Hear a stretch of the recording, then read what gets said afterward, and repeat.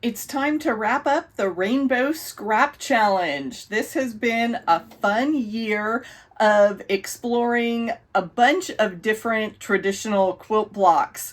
Most of them have been chosen just by a random roll of the dice using the Quilt in a Day block instructions from the Go Qube that I got from AccuQuilg. So it's really nice to have a reference guide like that when you just want to sit and sew something scrappy, and you can vary the designs just by flipping the pages of your book and get lots of inspiration. So let's see how this final block turns out. Flipping through the book, I landed on Clay's Choice, and I think that will be a fun addition for the final block in this quilt. It needs 4 colors, so I went to my kind of darker sagey greens, and let's figure this out. I'm going to use these fabrics in the corners, so I need 4 of these. Get those cut.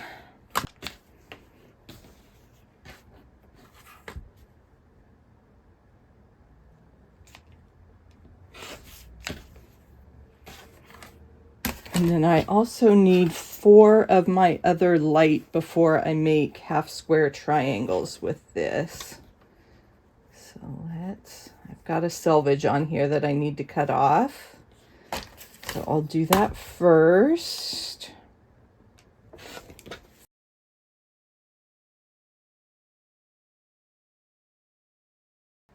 Okay, and then I can make half square triangles with my other pairs. I'm going to pair this green, also needs the selvage cut off. And then I do 4 with this that I'm using for the light, and then 4 with the dark that I am using for the center pinwheel. And I like, when I have my 2.5-inch strips, I love to use my easy angle ruler. So let me just lay that down on the strip and trim my half square triangles.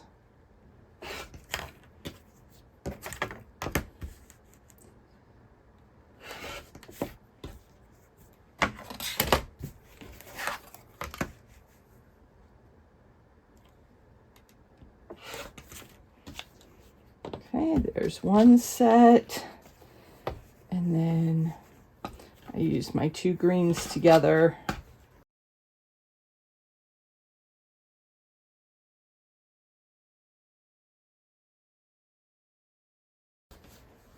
Okay, I'll get those half square triangles sewn and pressed and trimmed all to the right size, and then we'll put this block together. I always like to keep the diagram handy and lay out my block before I start sewing. So I know these go in the corners, and then these go around the square also. And then I'm going to make my dark pinwheel in the center.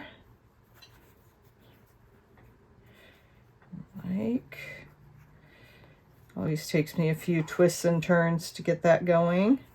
And then we're going to match up those greens so they make the parallelogram or fan blade of our pinwheel. And that's how that Clay's Choice block will come together. I like to sew in quadrants rather than rows. That's just a little bit less pieces that I have to match seams on.